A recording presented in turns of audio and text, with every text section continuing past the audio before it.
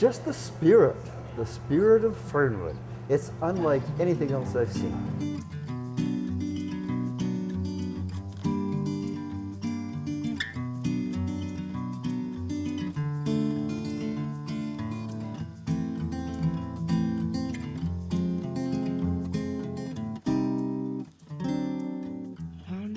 Onto the road, the dust up to his nose. Put that anchor down to find a place. We chose to move away from that word community and toward the word neighborhood, because a neighborhood is a specific place. It's the immediate surroundings. It's kind of the lowest level. Maybe the block is like the lower level, or the building, but it's like the lowest level of aggregation in an urban environment. That people think of as being a place. In a neighborhood, you don't necessarily get to choose your neighbors. You choose your neighborhood, but you don't necessarily choose your neighbors. To us, that really was important, because what we were trying to get at was this idea of finding ways to work together in close proximity to each other to make the world a better place. My role? Uplifter, pick-me-upper. People say I put smiles on their faces, blowing bubbles, picking up litter, helping out around the neighborhood, making toys and ornamental stuff out of junk.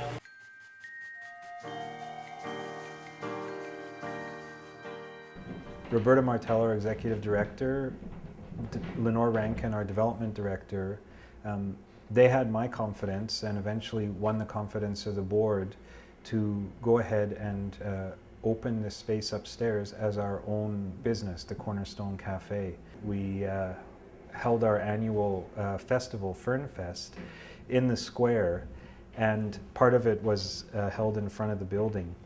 And we had created these beautiful blue and red and purple flags, and you know, countless people in the square, and really just loving the idea. I mean, it was a great community festival, a great party, great neighborhood party.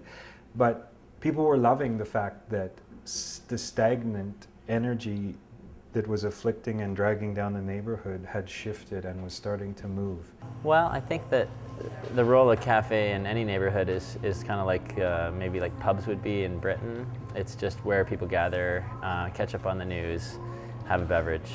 And the fact that this is a non-profit cafe is just really unique, and it's gives me a job satisfaction that I wouldn't get working in a private venture.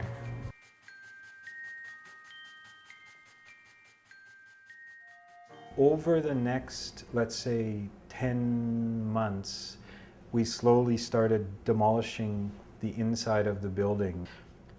People came every Saturday for months, by the dozens, and sometimes more than 100 people would go through the building each day. They were swinging hammers, pulling nails, you know, painting. Like, it was just a huge amount of volunteer energy. Fernwood Energy is I think, a vital part of Fernwood in a way that when we were the Community Center Society, we were an important part of the neighborhood, but we weren't as vital a part of the neighborhood as we are now. And I really mean that word vital in the sense of being alive and animating and full of vitality and energy. We've done another project. We took a bare lot and put quite a large house on it that has 6 3-bedroom units for affordable housing. It's right next door to a park, and so ironically, you know, we call it Park Place. But the families there pay probably 25 to 35% less rent than they would pay on the market, and they've got a beautiful place next to park and close to schools for their kids.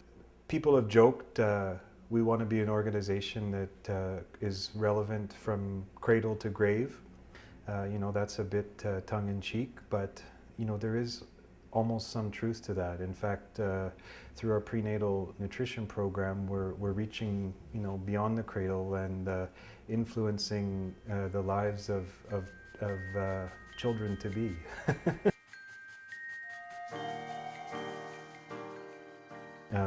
world is continuing to change, and it's continuing to change really fast. And things that, you know, we in North America have taken for granted as a birthright are not necessarily going to be the birthright of our children. And I think an organization like this, which knits people together and provides fundamental services at a really local scale, organizations like this are going to be the organizations of the future that people turn to. It wasn't the city that fixed what was going on in Fernwood. It wasn't the province that fixed what was going on in Fernwood. It wasn't the federal government. Fernwood residents took control of what was happening in their neighborhood and made decisions about how they wanted to invest their financial resources, their personal energy, their spirit. And we turned this thing around ourselves. And that is what is going to be a model for organizations elsewhere in the future. What can we do from here? Amazing things. Wound himself onto the road, the dust up to his nose. Put that anchor down to find a place where he could go, 'cause he was looking for the shelter from the storm. You were looking. I think I'd like to stay in this area for a while. You kept on now walking past the signs you used to see. Kept on getting used to dropping anchor in the sea. 'Cause So at Fernwood, everyone's walking around and socializing, and there's all these little cool things happening. That storm is coming closer than ever.